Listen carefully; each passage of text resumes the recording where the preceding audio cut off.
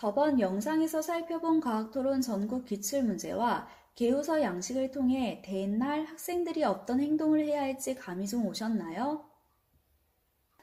오늘은 과학토론 네 번째 영상으로 출제될 만한 예상 논제들을 살펴보고 개요서 작성법에 대해 이야기해 보도록 하겠습니다. 수학 경시대회처럼 범위가 있는 것이 아니라 어디서부터 어떻게 준비해야 할지 막막하실 텐데요. 과학토론의 운영 목적을 이해한다면 출제될 만한 예상 논제가 보이실 거예요. 2009 교육과정에서 명시한 목표는 창의적인 인재 양성이라면 2015 개정 교육과정에서는 인문학적 상상력과 과학기술 창조력을 갖춘 창의융합형 인재 양성입니다. 최근 개정된 2022 교육과정은 미래 사회의 불확실성에 대응할 수 있는 기본 역량 및 변화 대응력을 갖춘 미래 사회 인재 양성을 목표로 하고 있습니다. 빠르게 변화하는 시대에 세계 시민으로서 미래 사회에 적응할 수 있는 대응력과 자기주도성을 갖추며 디지털 기초 소양 함량을 중시하고 있으니 우리 아이들에게 제시할 논제 또한 이러한 맥락에서 보시면 될 것 같습니다. 과학토론 논제는 환경, 지구과학, 과학기술, 생명공학 등 다양한 과학 분야에서 제시됩니다.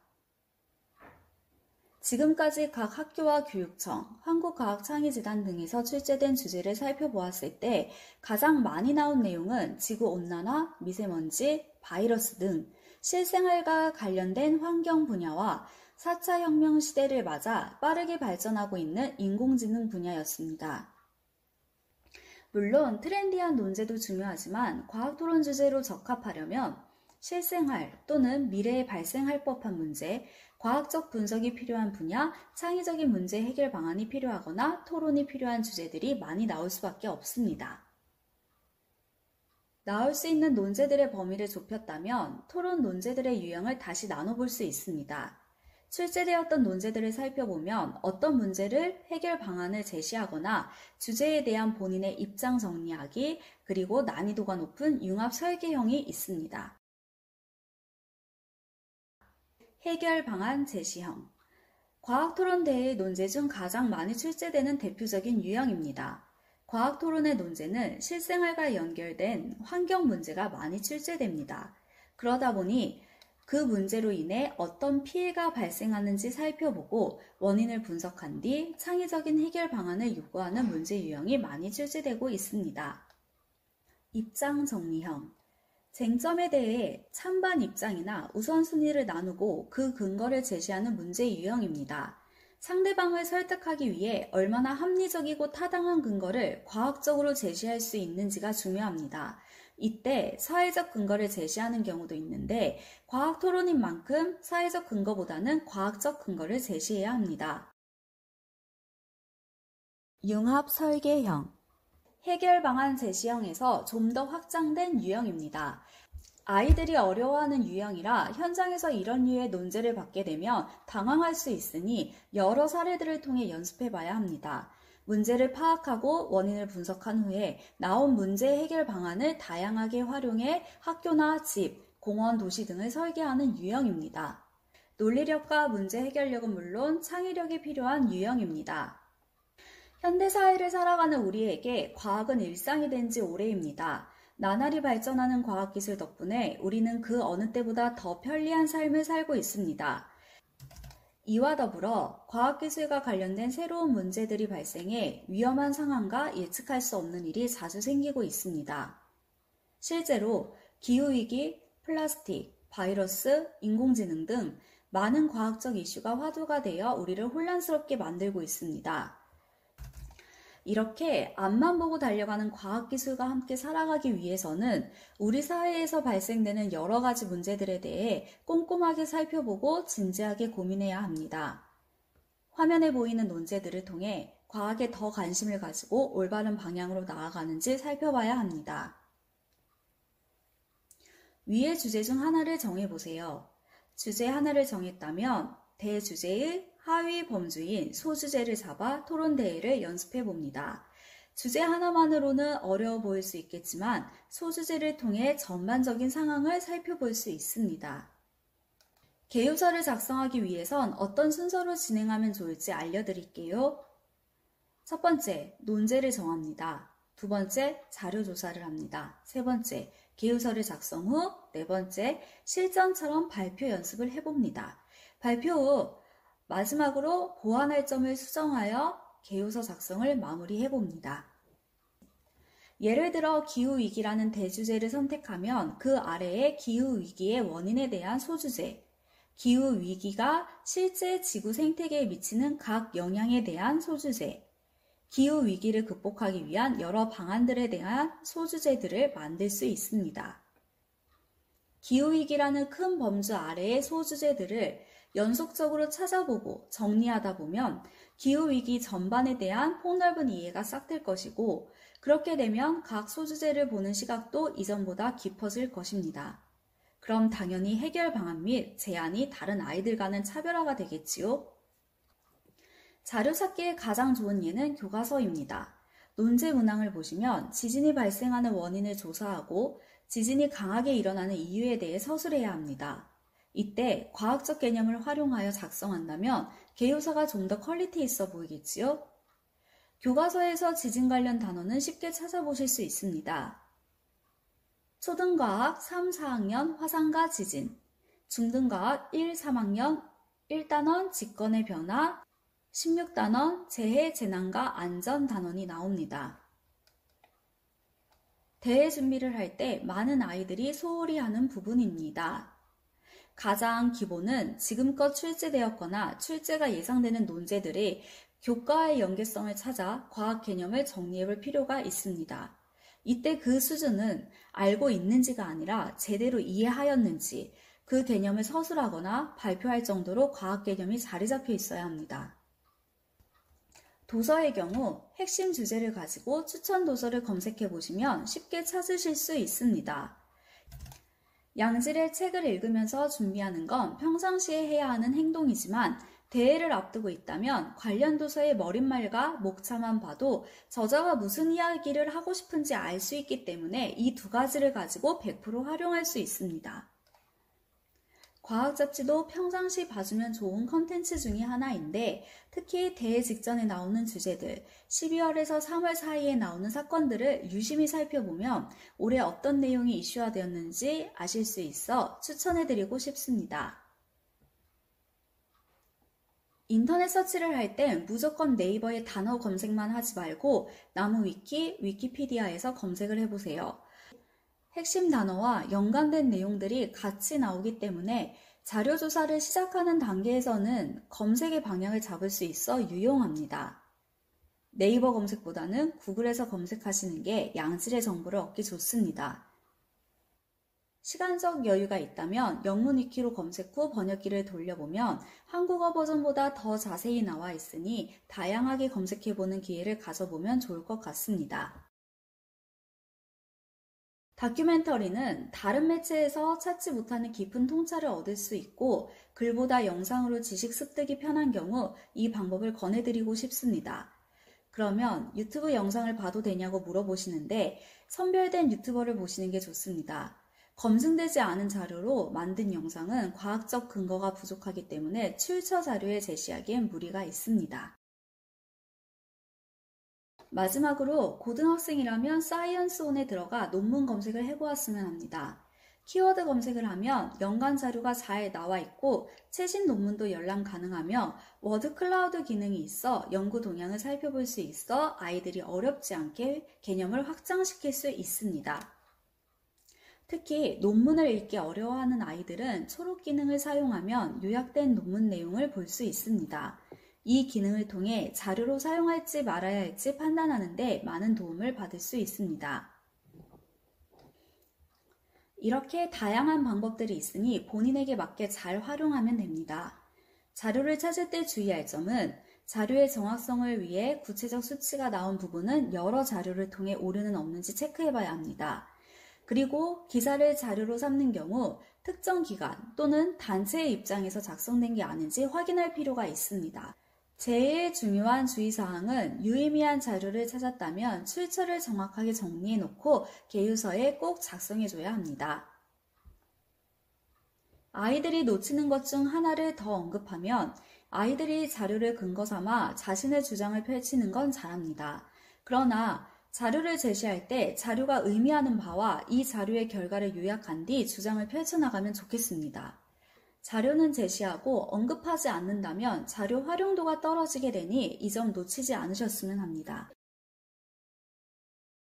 논제를 읽고 요구하는 내용을 파악하여 개요서를 작성해야 하는데 이때 논제에만 집중한 나머지 제시받은 문제 상황에 대한 파악은 하지 않은 채 주장을 펼칠 경우 난해해질 수 있으니 논제만 보지 말고 어떤 문제로 인해 일어난 일인지 파악 후 논제의 유형을 구분해 보면 개요서를 어떻게 작성할지 방향을 잡을 수 있습니다. 예를 들면 해결 방안 제시 유형의 논제인데 내 입장 정리만 하고 있을 수 없는 것처럼 이 부분은 유념하셨으면 좋겠습니다. 일반적으로 개요서를 작성할 때 서론, 본론, 결론의 틀로 작성하게 됩니다. 이때 서로 논리적으로 연결되도록 작성합니다. 특히 토론을 진행하다 보면 찬성 입장이었는데 어느새 반대 입장에 서 있기도 하는 모습을 보게 될 것입니다. 그래서 개요서는 양쪽 입장에서 작성해 볼 필요가 있습니다. 과학토론은 제시된 논제에 대해 해결 방안을 얼마나 논리적으로 찾아가는지 그 과정을 중요하게 평가합니다. 따라서 분석한 원인을 바탕으로 과학적이고 창의적인 해결 방법을 도출해내야 합니다. 감정에 호소하거나 해야 한다는 식의 입장은 설득력이 떨어집니다. 그리고 아이들이 작성하다 적을 게 없음 처음 원인 분석한 내용에 대한 해결책이 아닌 떠오르는 대로 적어내는 경우가 있어 원인 분석에서 멀어지는 내용을 적지 않도록 해주세요. 예를 들어 지구온난화의 대표적인 원인은 온실가스이며 그중 큰 문제가 되는 것은 이산화탄소입니다. 라고 분석하였다면 해결 방안은 이산화탄소나 메탄을 줄일 방법을 제시해야 합니다. 이때 과학적 지식을 참고하여 해결 방안을 제시하는 게 좋으며 구체적인 방안을 제시할 땐 이 해결 방안을 제시한 목적과 구체적인 실행 방안, 과학 원리, 기대 효과를 같이 정리해 줍니다. 참고로 관련 그림을 옆에 그려주어도 좋습니다. 개요서를 작성하기 어려운 친구들은 개소식 작성을 먼저 해봐도 좋습니다. 중요하고 핵심적인 요소만 간추려 구조화하는 연습을 하다 보면 내가 주장하고자 하는 바가 한눈에 잘 보이게 될 것입니다. 줄줄이 글을 작성하는 아이들은 글의 흐름이 눈에 안 보이니 대분류, 중분류, 소분류를 로마 숫자, 괄호, 모양 기호를 사용하여 작성하는 법을 연습하고 내 주장에 맞는 표, 그래프, 통계 자료를 적절하게 배치하면 어렵지 않게 개요서까지 작성하실 수 있습니다. 이건 꼭 기억하고 가시면 좋겠습니다. 개요서의 논제의 쟁점을 정확히 파악하고 토론 주제에서 벗어나지 않도록 핵심 단어의 의미를 정확히 알고 토론을 시작해야 합니다. 예를 들면 배아와 배아 줄기세포를 같은 것으로 여기고 토론을 진행할 경우 문제점이 생깁니다. 배아의 정의는 첫 번째 세포 분열을 시작하여 태아가 되기 전까지를 배아로 정의하며 사람의 경우에는 임신 8주 이전까지를 말합니다. 배아 줄기세포의 정의는 배아의 발생 과정에서 추출한 세포로 모든 조직의 세포로 분화할 수 있는 능력을 지녔으나 아직 분화되지 않은 미분화 세포입니다. 용어의 정의를 하지 않은 상태로 토론을 펼칠 경우 토론이 산으로 가게 됩니다. 그러지 않도록 주의해 주세요. 표, 그래프, 통계 등을 활용해 쉽게 내용을 파악할 수 있도록 자료를 사용할 땐 통계청, 국토부, 환경부, 질병관리본부 등 해당 분야 사이트에 들어가 찾아주세요. 자료 출처와 연도를 같이 적어주면 자료의 객관성을 높일 수 있습니다. 출처는 개요서 마지막 장에 반드시 작성하고 나와야 감점되지 않으니 이 점도 잊지 마시고요. 실제 대회는 90분 안에 이뤄진다면 처음부터 논제를 파악해서 자료를 찾아 개요서를 작성하는 게 어려울 것입니다. 처음 준비하는 경우 토론대회 운영 방법처럼 각 단계별로 하루 이틀 시간 소요를 하면서 연습하고 조금 익숙해지면 실제 대회처럼 연습해보면 좋을 것 같습니다.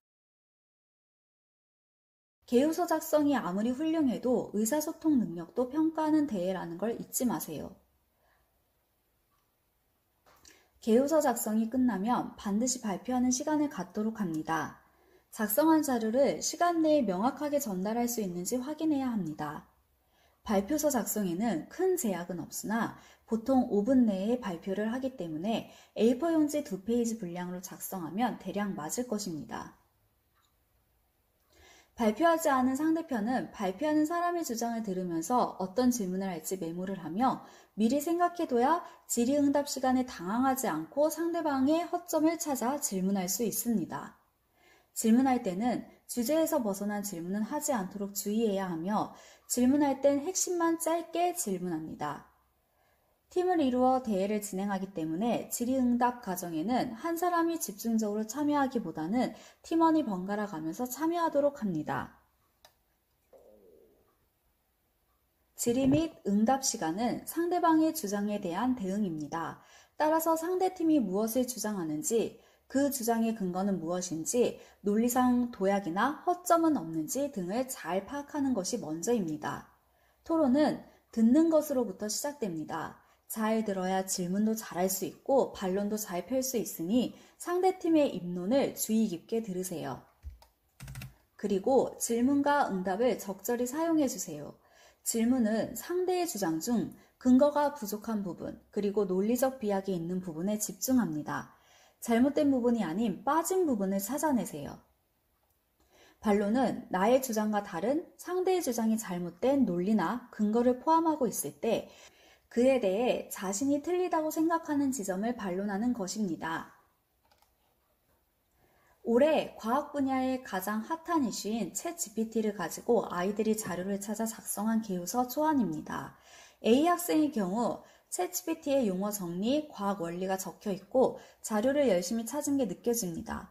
수정할 점은 토론의 쟁점, 필요성이 언급되지 않았으며 출처를 링크로 붙여넣기 하였으며 GPT는 사용할까 말까 대립 논제가 아니라 어떻게 활용하면 좋을지에 대해 생각해보면 좋았을 것 같습니다. 마지막으로 지역마다 차이는 있겠지만 개요서를 작성할 때 수기 또는 워드로 받는 경우가 있는데 워드 사용을 해야 할 경우 글자 간격, 칸 밀림 등 확인이 필요합니다. B 학생의 경우 눈에 잘 보이게 개요서를 작성하였습니다. 보완할 점은 자료가 최신의 내용을 담고 있지 않습니다. 최근에 GPT-4가 나온 상황인데 GPT-3에서 발생한 문제점을 언급하고 있습니다. 주장이 기사에 근거하여 사람들이 말하는 기본적인 내용만 담고 있어 아쉽습니다. A 학생과 마찬가지로 출처를 링크로 남기지 말고 검색 사이트 또는 전문가, 교수 이름을 남겨주면 좋을 것 같습니다. 두 아이 모두 초안이라 가볍게 적은 내용이지만 자료를 보다 풍부하게 조사할 필요가 있습니다. 대회 당일에 제시받은 자료를 사용하거나 인터넷 검색이 가능하다고 하지만 기사에 의존하기보다는 관련 서적 및 전문가의 견해가 주장을 더 돋보이게 할 것입니다. 이번 영상은 조금 길었네요. 실제 개요서를 작성한다 생각하고 알려드린 내용이에요. 혹시 부족한 부분은 추가 영상 또는 블로그에서 참고하시면 좋을 것 같습니다. 좋은 대회인 만큼 제 영상을 통해 많은 학부모님과 학생들에게 도움이 되면 좋겠습니다. 다음 영상은 학생들과 과학 토론을 준비하는 것처럼 주제 하나를 정해 연습하는 과정을 보여드리겠습니다. 감사합니다.